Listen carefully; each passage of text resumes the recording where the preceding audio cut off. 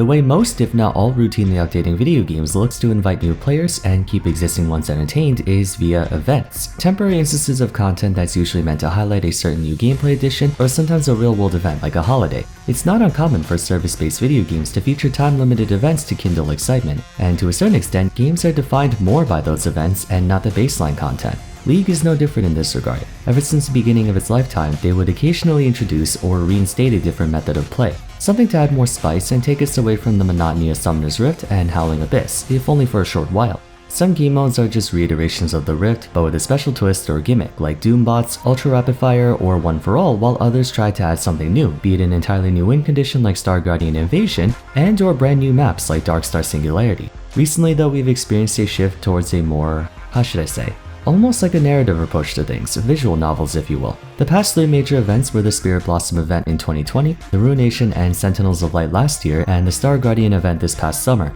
Unlike future game modes, these were separate interactive storytelling events that would provide you with special rewards from Battle Pass tokens to icons, ward skins, etc. For those of us invested in the story side of things, they also delve deeper into the expository elements of the League of Legends mythos. Critical reception to these events is hit or miss. We have one faction of players who are indifferent to them and another faction who absolutely love them. Your background can play a big role in how you look at them, such as if you're a casual player who spends most of their time in normals or ARAM, or if you're a hardcore solo queue player. Either way, today I want to discuss the events that Riot has given us throughout the years, not just the storytelling ones but even the featured game modes, and why they don't do so well, in my opinion anyway.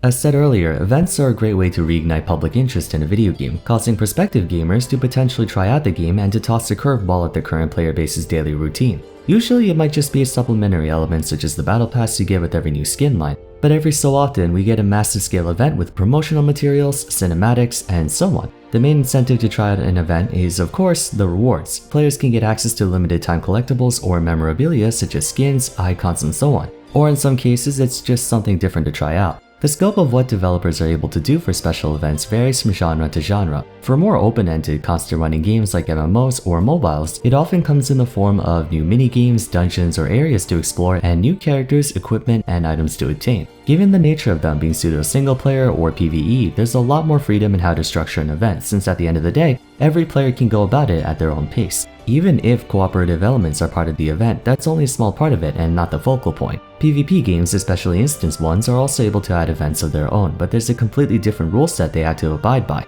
League, Fortnite, Valorant, Overwatch, CSGO, Rainbow Six, Rocket League. The biggest selling point of these games is their near limitless replayability. Players can burn through hours and hours and hours in the same map with the same set of characters and the same experience because the core of that experience is predicated more on the sense of competition between the players and not their interactions with the game. Like sports, PvP games are just a conduit for people competing against other people. The environment doesn't change a whole lot since that's not its intended purpose, just like how plates hold food. The focus is the food you're eating, not what it's sitting on top of. This style of game design comes with its own set of pros and cons. A positive aspect is that once you establish the game's fundamental engine, that's basically 90% of the work done already. All that's left to do is throw in some new content every so often, a new item on the menu if we're continuing that analogy. If the gameplay is engaging enough, so long as there are players to pit against other players, the rest is easy. But of course, even a game as brilliantly designed as League is not immune to player boredom. By the way, I wasn't being sarcastic. If we exclude the rampant toxicity within the community, League of Legends, the video game itself, is one of the best games ever made.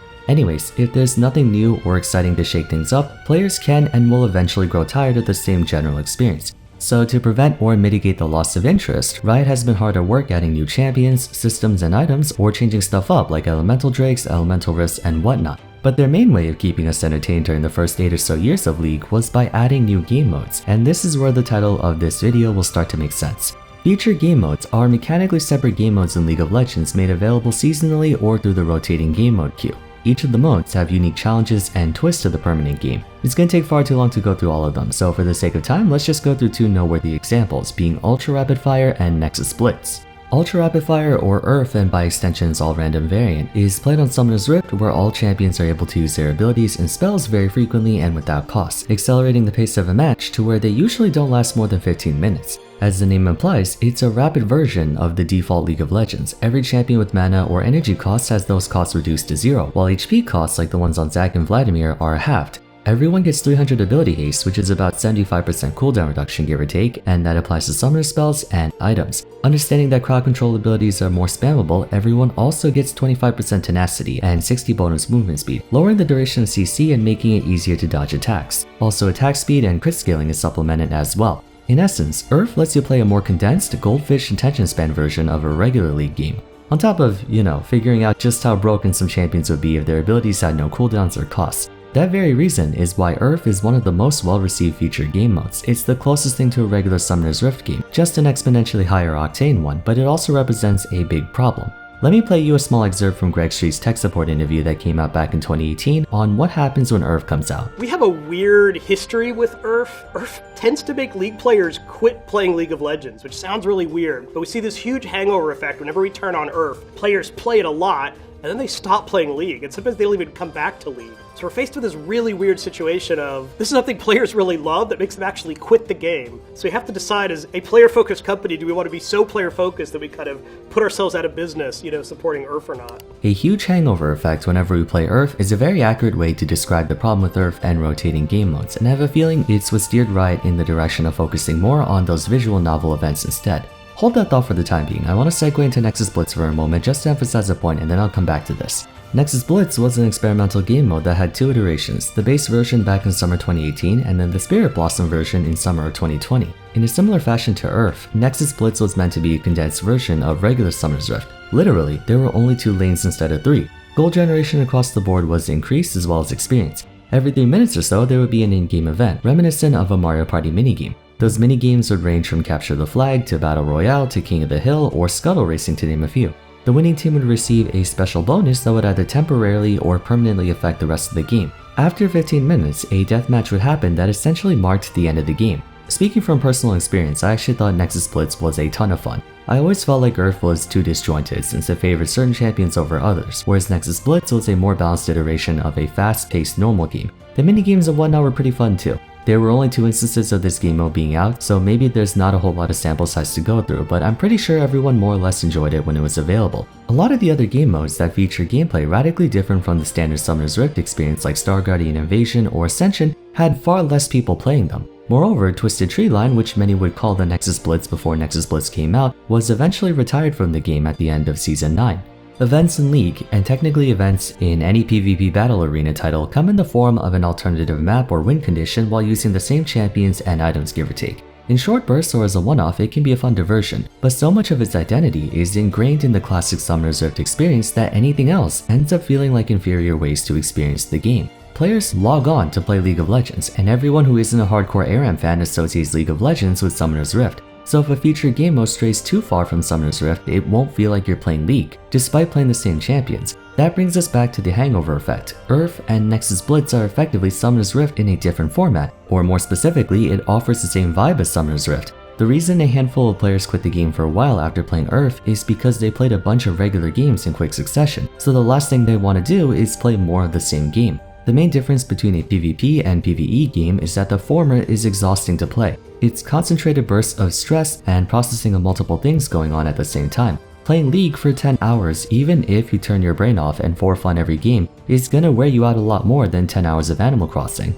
Mind you, rotating game modes can be a fun addition every now and then, but they're not a tenable option for creating sustained events over a period of time, either due to being too similar to the normal game or being a less satisfying or challenging experience compared to the normal game. What drives most of us to play competitive games is the challenge, the competition. We want to push ourselves to achieve an objective while others are doing the same against us. A League game or any PvP game is the perfect way for us to obtain that experience. It's an isolated occurrence packed into about 20 to 40 minutes of gameplay that resets itself from one round to the next, creating a sense of familiarity. Players don't have to concern themselves with a constantly fluctuating environment. Thus, it allows us to put more focus on optimizing the elements that we do have control over. That's why there are rules and constraints to competitive scenes for so-called casual games. The Smash Bros community renders any stage that can unexpectedly influence the outcome of a match illegal in order to ensure that the winner is decided fair and square. Conveniently, League has only one tournament legal stage, Summoner's Rift. Therefore, over the course of dozens, hundreds, or thousands of games, everyone's associated that competitive atmosphere with Summoner's Rift. If you try to make a new game mode for your event, you run the risk of compromising the sense of challenge and competition that drives players to log on.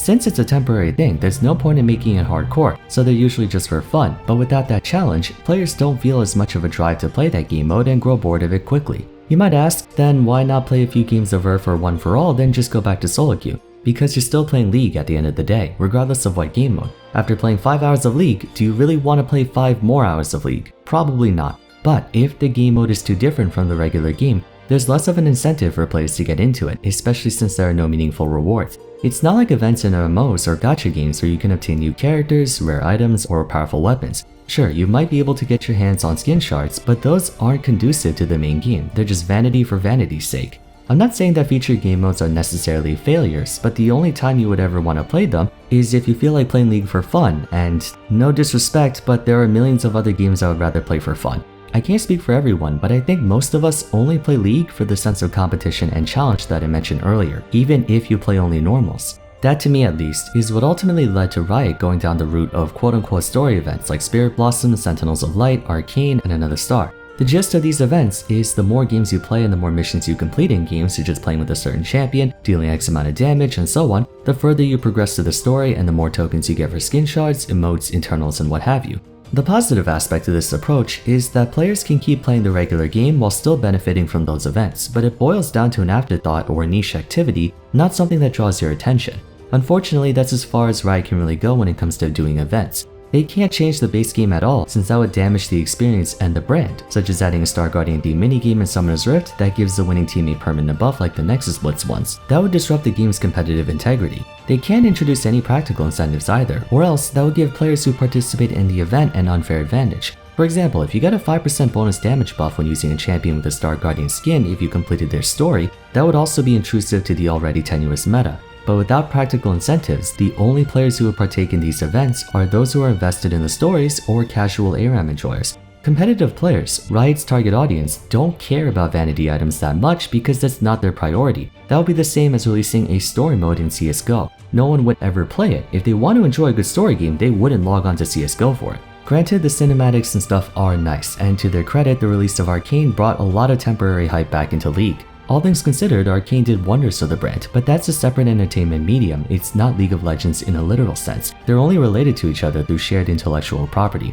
Riot is well aware of this too. The company is no longer solely focused on League. They made Teamfight Tactics, an auto chess game, Legends of Runeterra, a card game, Valorant, a first-person shooter. There's a fighting game in development called Project L, and they'll probably make a lot more in the future. Personally, I think that's the appropriate move. League of Legends should stay as is. Would it be nice to have an event every now and then? Of course, but players ultimately play this game for their familiar environment and experience. It's not one made for events, at least not the ones that you think of in other games. So let me know if you guys have any other thoughts on this topic that you'd like to discuss in the comments down below. On one hand, it sucks that the game will stay the same for the most part, and we can't add ranked versions of new maps or game modes. But on the other hand, the central game mode has a ton of replayability, so it's not that big a deal.